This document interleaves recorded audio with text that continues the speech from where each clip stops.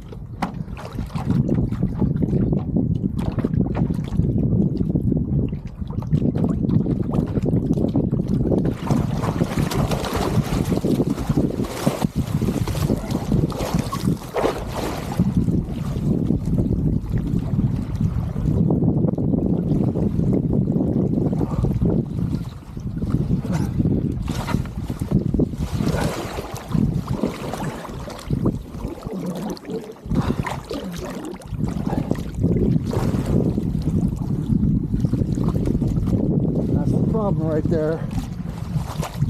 God darn it.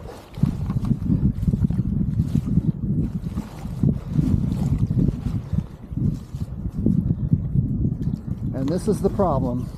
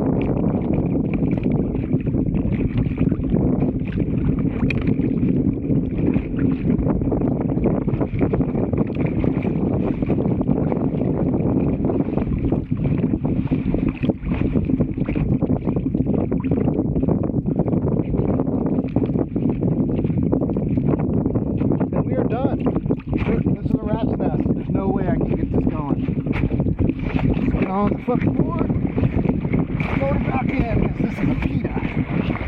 Total pita.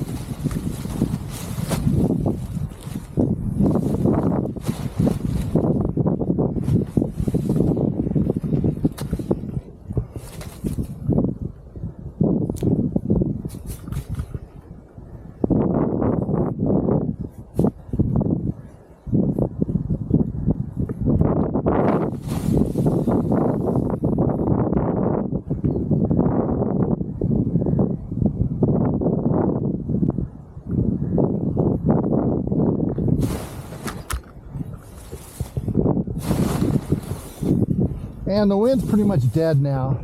It was working a lot better.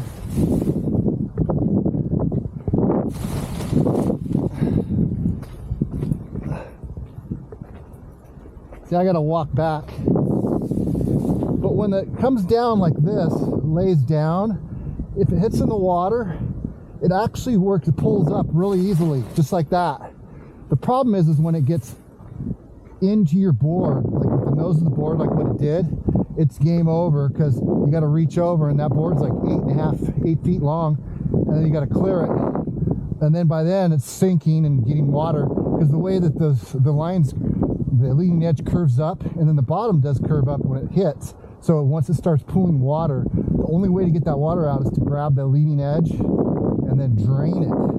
And on a stable board, you can't stand up and do it, but I found it's easier just here. I just pull it down and relaunch, and just go down there and stand up with it on my hand. But it's just not, you get out there, way out there, 20 miles. I would not trust myself to get this thing back deployed. It's just too big, too much going on. And when it's really windy, it just rips your arm. See, now it's nice and gusty. This is kind of what it looks like on the water. I was able to use my foil drive and actually go sideways and be up on foil, but I had my motor on most of the time.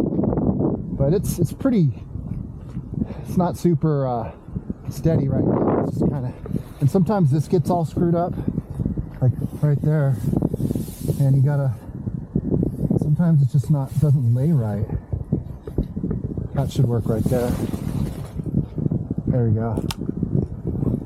So that's kind of what it looks like. This is the big 6.2, and I wouldn't recommend it unless you're big, you have lighter winds, and you're not afraid to put in the time, because it's definitely, there's a learning curve. I was out there with my foil drive. It was nice because if I went way downwind, I could just motor back up, put everything on my deck because my board's dry enough, and I could just crunch on it and sit down. And a lot of times the water doesn't go out that way, but sometimes it does mess up the bridles a little bit. Oh, that needs to be, there we go. There we go. Better now. But it's fun, you know. It is definitely a one-hit wonder. Like, if you can go down there on a windy day and launch, stand up, and go out and come back and be done, then yeah, it works really good. But if you have to like try to deploy it once it goes into the water and it doesn't just sit, and then you stand up really fast and then deploy it, then you're in for a treat. And I'm telling you, it is a PETA, and you'll start cursing at yourself. And I've got my wrapped around my leg. That was really fun. But you know, the thing is this is just so different than anything, and it's fun to hold on to it and play around. And it is fun when I was out there riding with it up with the motor, and if I had just a little bit more wind, I could turn the motor off, no problem. So that was awesome. And then if you fall, it's nice out there because it's shallow. When I jumped out, I could still keep the wing up in the air, and then I could go walk around and then mount my board again and then stand up and put it up. But if you're trying to do a sinker, 50, 60 liter with something like this, and you don't have a smaller wing, smaller kite, and the wind's blowing 30 knots, this thing's really challenging. But you know, when there's a lot of wind, it does get you some good pull, and it flies nice, and it doesn't, I mean, it's really easy to maneuver, as you can kind of see. I mean, I could just run, and then how it goes upwind a little bit right there, that's upwind, but it kind of stalls out. But it's only blowing like 10 knots right now. Right there, I'm getting good pull, and it really likes to fly with one hand out. But then you can flip it around, and then go the other way, and it goes up the wind. I mean, it's pretty cool. I mean, I don't have buyer's remorse because I know this is something that I can work on at my own time, and I come out here and there's no one here, and I don't look like a complete kook because no one's watching me. but I really do like it. I mean, I know in the past I said, oh, this thing's terrible, but I don't think I'd ever want to sell it, you know, unless I had a really bad situation and I thought I was unsafe. But so far I feel pretty safe. It's just, you just can't let yourself get into too much trouble. You got to like be proactive and just really, it's rope management, you know, it's line management.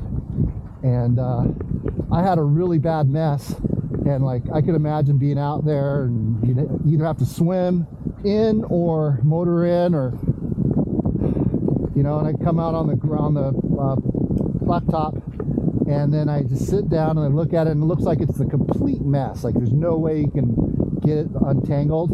And you know, 4 or 5 minutes max, and you'd be surprised. You'd be like, oh, there's no way I'm gonna get this untangled. And sure enough, you get it, and it's amazing.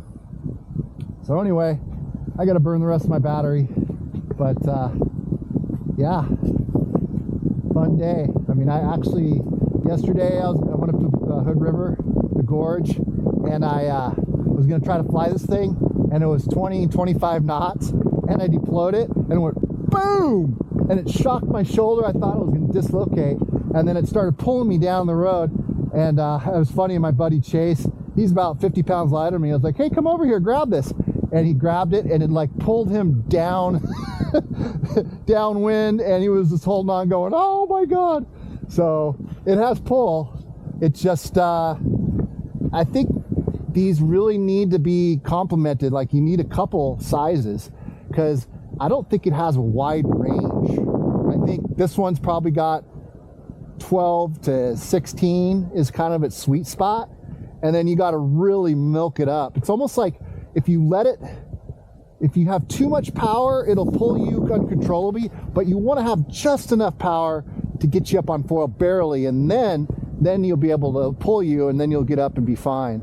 But if you have too much pull, it's just gonna create havoc on all fronts. On the board, you know, with your arms, it's gonna pull you off balance.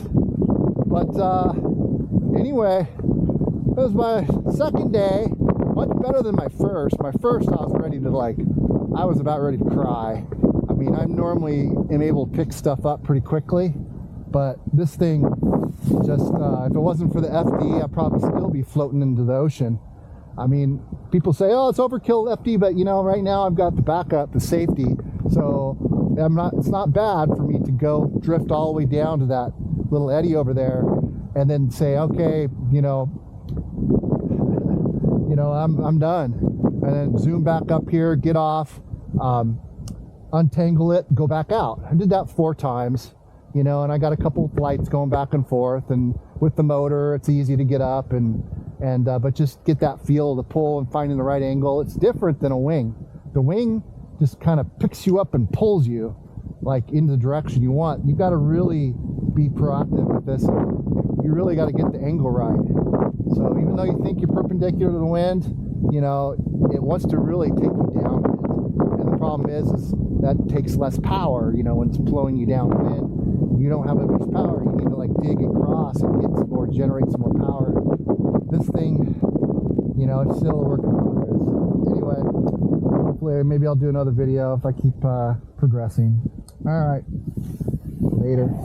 See, now it's really light. After I flew it, the water droplets came off, and see, this is kind of where you want it. You want it right here, and once it's kind of like a mushroom, and then you know it's ready to deploy. And see, I got a good wind here, and then you just toss it up, and it just goes boom. And it's like almost like jumping out of an airplane or it's like a base rig or something. It's like, it's all about being able to pack it correctly. And that's something I'm just not able to do quite yet, but I'm getting there. Got the pouch. It's right here. Anyway, have a good day.